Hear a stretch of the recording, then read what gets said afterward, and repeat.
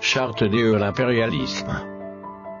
La présente charte a été élaborée à Washington pendant la traite négrière, ensuite discrètement négociée à la conférence de Berlin en 1885, pendant que les puissances occidentales se partageaient l'Afrique. Ils négocièrent secrètement à Yalta le partage du monde en 2 blocs après la Deuxième Guerre mondiale, et pendant la création de la Société des Nations, l'ancêtre de l'ONU. Dispositions générales. Article 1. Devise de l'impérialisme. Gouverner le monde et contrôler les richesses de la planète.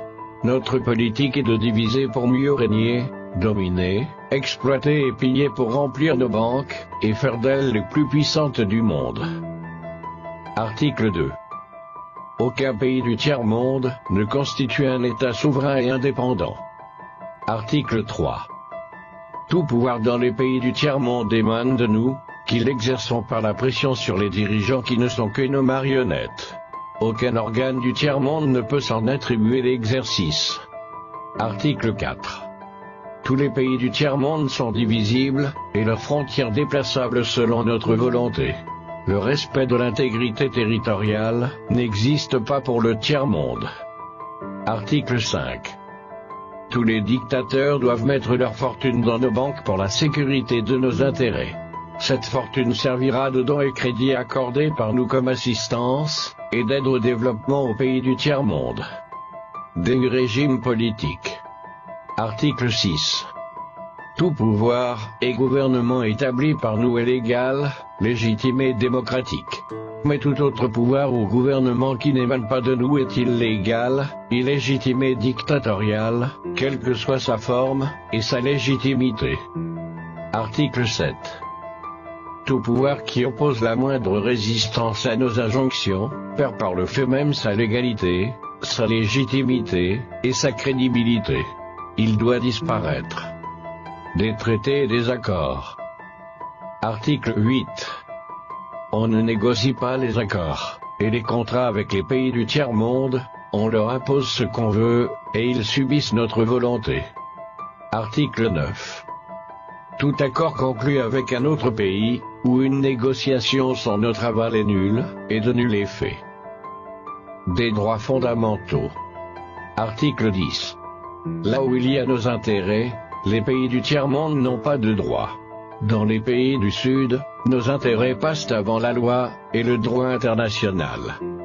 Article 11.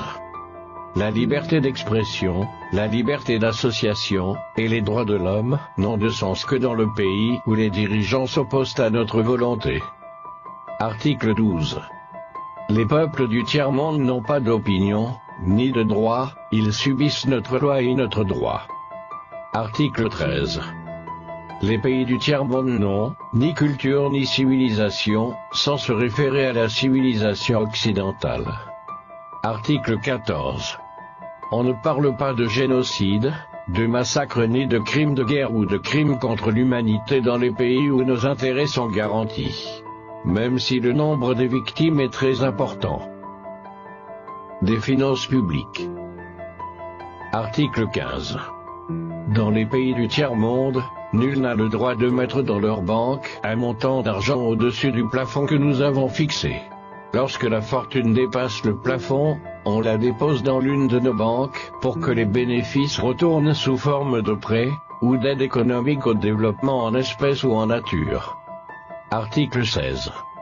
N'auront droit à l'aide précitée les pays dont les dirigeants font preuve d'une soumission totale à nous, nos marionnettes et nos valets. Article 17. Notre aide doit être accompagnée des recommandations fortes de nature à empêcher et briser toute action de développement des pays du tiers-monde. Des traités militaires. Article 18. Nos armées doivent être toujours plus fortes et plus puissantes que les armées des pays du tiers-monde. La limitation et l'interdiction d'armes des destructions massives ne nous concernent pas, mais s'imposent aux autres. Article 19. Nos armées doivent s'entraider et s'unir dans la guerre contre l'armée d'un pays faible pour afficher notre suprématie, et se faire craindre par les pays du tiers-monde. Article 20. Toute intervention militaire a pour objectif de protéger nos intérêts, et ceux de nos valets. Article 21. Toute opération d'évacuation des ressortissants des pays occidentaux cache notre mission réelle, celle de protéger nos intérêts, et ceux de nos valets. Accords internationaux. Article 22. L'ONU est notre instrument, nous devons l'utiliser contre nos ennemis, et les pays du tiers-monde pour protéger nos intérêts. Article 23. Notre objectif est de déstabiliser et détruire les régimes qui nous sont hostiles et installer nos marionnettes sous la protection de nos militaires sous la couverture des mandats des forces de l'ONU. Article 24. Les résolutions de l'ONU sont des textes qui nous donnent le droit et les moyens de frapper, de tuer et de détruire les pays dont les dirigeants et les peuples refusent de se soumettre à nos injonctions sous la couverture des résolutions du Conseil de sécurité de l'ONU. Article 25. Notre devoir est de maintenir l'Afrique et d'autres pays du monde dans le sous-développement, la misère, la division, les guerres, le chaos pour bien les dominer, les exploiter et les piller à travers les missions des Nations Unies. Article 26. Notre règle d'or est la liquidation physique des leaders et dirigeants nationalistes du tiers-monde. Article 27. Les lois, les résolutions, les cours et tribunaux des Nations Unies sont nos instruments de pression contre les dirigeants et les leaders des pays qui défendent les intérêts de leur peuple. Article 28. Les dirigeants des puissances occidentales ne peuvent être poursuivis, arrêtés ni incarcérés par les cours et tribunaux de l'ONU, même s'ils commettent des crimes de guerre, de génocide, ou des crimes contre l'humanité.